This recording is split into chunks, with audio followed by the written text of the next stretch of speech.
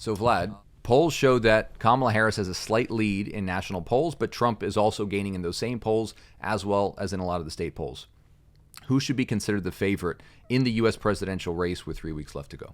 Okay, that's a great question. And what I'm going to do is I want to play the Uno card, and I will reverse it to you. The Uno, okay.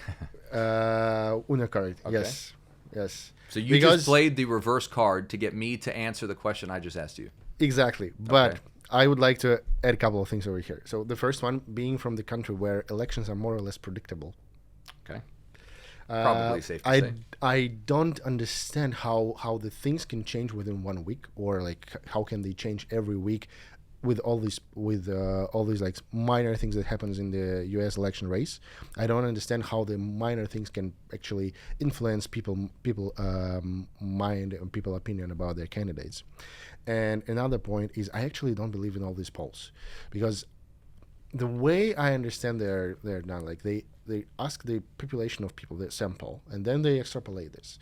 So I don't know if it's actually like worth it, and like they ask random people about this, and I don't know if these polls showing like the people's, I don't know, the people attitude to their candidates, I don't actually think it's worth how you say, it's worth paying very much attention to. However, I would like to know where I'm wrong. Where are you wrong? Well, in a number of places. But I can walk you through exactly where you're wrong.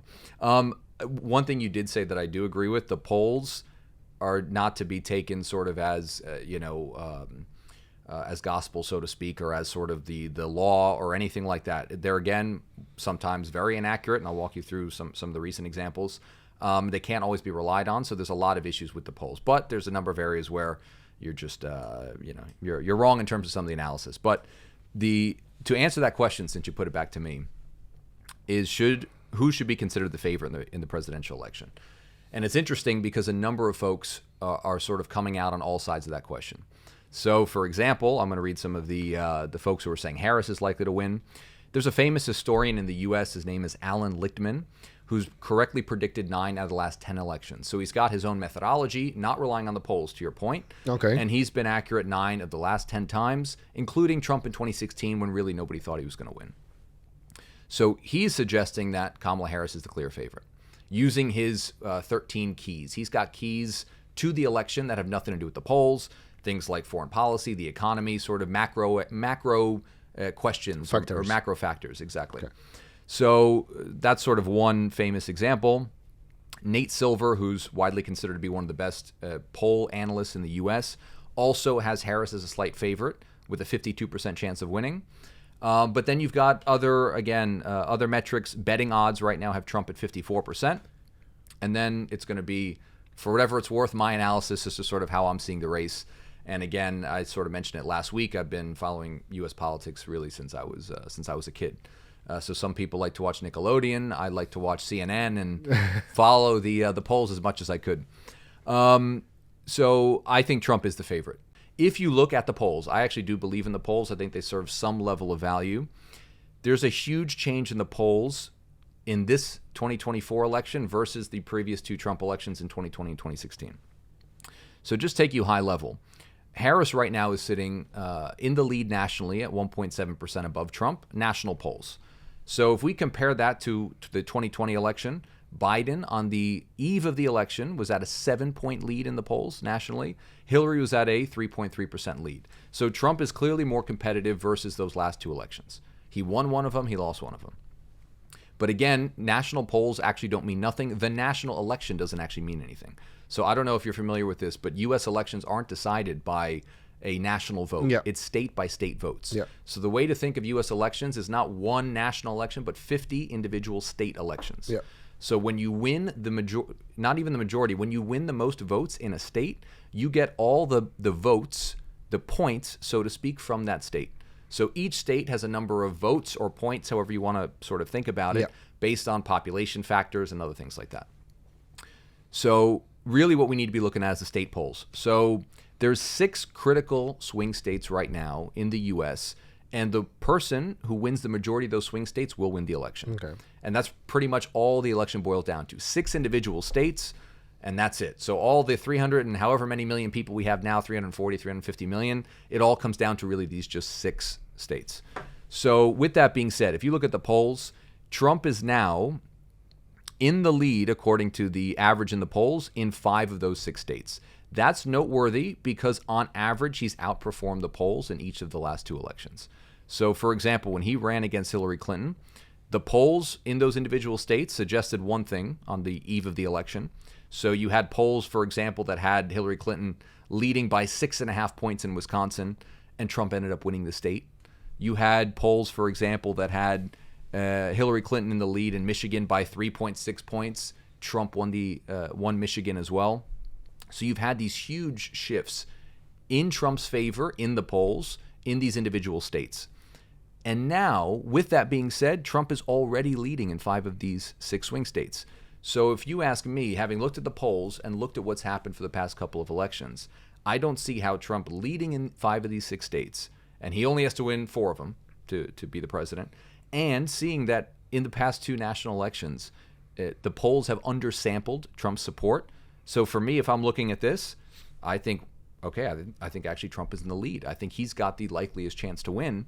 And on top of that, a few other points. The top 2 issues right now for independent voters in America are the economy and immigration, in that order. Trump is leading on both of those issues. A couple other points.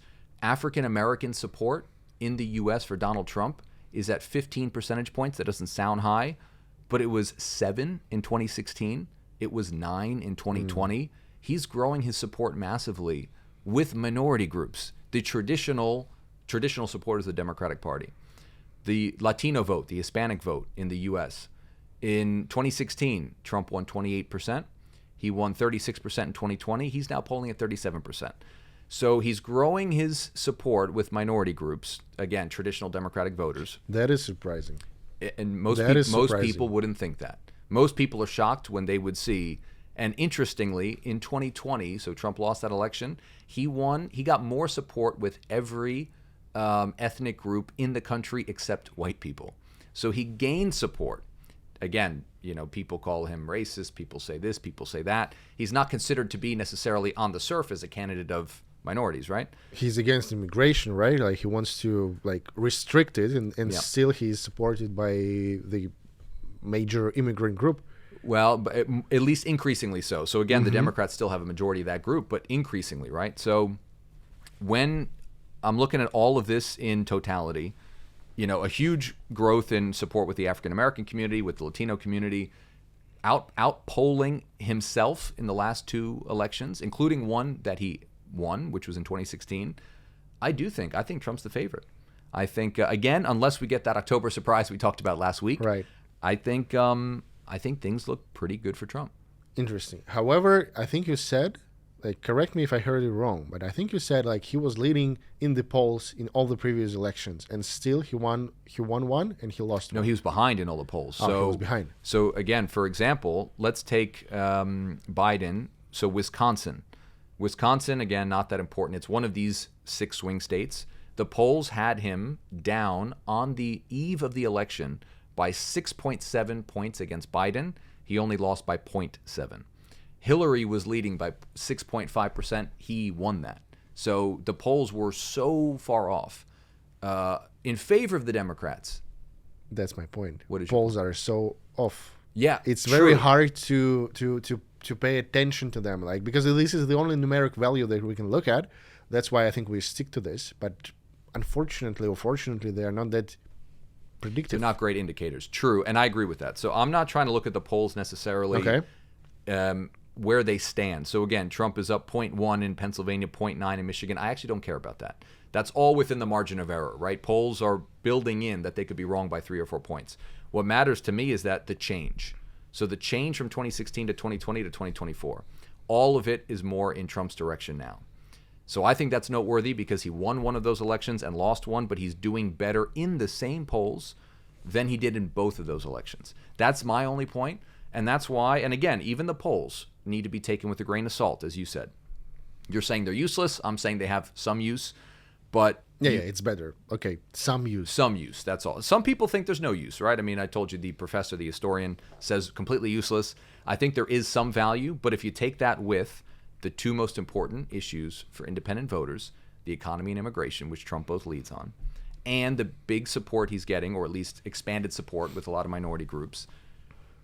If you were to ask me, which you did, who's the favorite? For me, Trump is the favorite. Okay, so your point is on the surface, Kamala is winning so far, but Trump is kind of considered to be the favorite. What I'm saying is I think Harris looks stronger on paper than she really is Okay. my point. Okay. And I think there could be a surprise. In my opinion, the bigger surprise would be, or the more likely surprise would be Trump wins all of those swing states.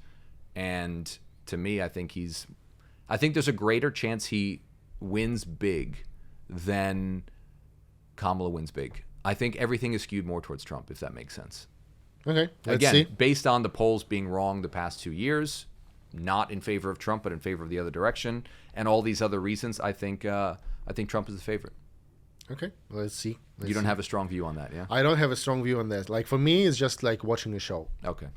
Even though I understand that like there can be many potential consequences of as the outcome of these elections, but to me, it's like watching a TV show. And actually, like I noticed that for many also Russian audience, they like to watch the American elections, but again, they watch it as a show. Yeah. So for us, it's just to let's observe, let's see who wins.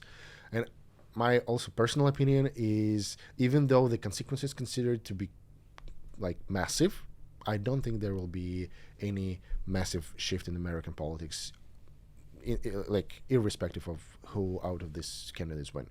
It's funny as well. I mean, the 2 points you Probably made. it's another topic. I was going to say, I think those are actually two really good points because, for one, I think a lot of Americans view it as a show also. For me, it's also a show, even though I do have a stake in the race. I am American. But it is a show. I mean, they make the political cycle, 18 months long. It's theater to some extent, Exactly. right? So I totally get that. And then that's a whole nother topic, which we should do a separate piece on. Does it actually matter who wins? I think it matters in the domestic political I think it matters for domestic politics. I think things do change inside the country, but us living outside the country, and I can say, even as an American expat, do things really change all that much? There's a lot that doesn't change. So that's a whole nother topic, which we should get into. Agree. So